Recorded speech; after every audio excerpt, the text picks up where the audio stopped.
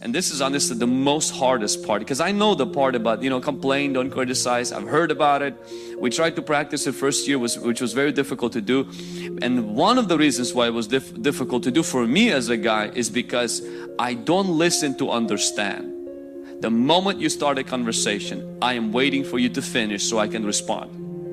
I listen to respond, not to understand. And that's just probably not only my problem, but it's a human thing. And I want you to see what Alana's going to read a little story. I want you to see what James 1:19 says. So then, my beloved brethren and sistren, that's not what the Bible says, I'm just adding, and sisters, let each man be swift to hear, slow to speak, and slow to wrath. So I want you to see 3 S's: the swiftness to hear, the slowness to speak, and then slowness to wrath. Someone said we have 2 ears and 1 mouth, which means that we have to twice as much listen as we speak. If you can train your character to listen to the person, not only finish, and I know we have some people who are long-winded. The moment they start, whatever they can say, it could be said in a fraction of the time. And it makes it a little bit more difficult for us because we become impatient. But this is what I am learning, and especially in marriage. Marriage cannot thrive if you don't listen to understand.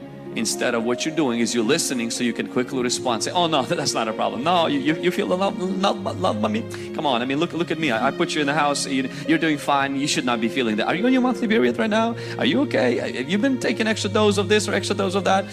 No, that's not a problem. See, that's not listening to understand. That's listening to respond. Yeah, and sometimes the response is not even necessary at all. Because many times women just want to be heard. And they don't need, like, right away, let me fix this situation. I remember when you came up one time and there was a boss, your previous boss, because now I'm your boss, so, the previous boss, at the post office that was causing you a lot of pain, and you came in crying one time. And so I asked for his name, and so I can, go to work and, act unchristian, or maybe call a few of my guys who are still not fully sanctified and stuff. And so I'm like, I'm gonna go take care of the problem. And I remember my wife looked at me and she says, I'm not telling you this so you can go beat him up. I'm not even telling you this so you can go to my work. I'm telling you, can you just listen? And I was like, well, what do you mean listen to me? He's gonna do the same thing tomorrow. He's doing all of these things, and fortunately things happen and he no longer worked there after a while. But at the same time, that was a big learning, because I'm over there outraged. I'm thinking about what I'm gonna do. I'm thinking about how I'm gonna find his address, what I'm gonna do at this house, how I'm gonna come at this front door. The first she's speaking, and I'm already contemplating which tools I'm gonna take with me to his house and all of those things. And she's like, stop. I'm not telling you this so you go fix it. I'm telling you this so you can understand me and make me feel better, which for us as guys who fix things, that's very difficult to do. So these guys are building an ice house in Canada. One guy lost his watch, and a boy came in, so they looked for that watch, couldn't find it. And the boy came in, he's like, can I go into that big ice house and look for the watch? The problem is there's no electricity there. So they laughed at him. They're like, well, you're not gonna find it because we were looking and we didn't find it. And look what the boy does. So within 30 seconds, the boy came out holding his watch in his hand. The corporate nurse couldn't believe it. How did you find it? They asked him.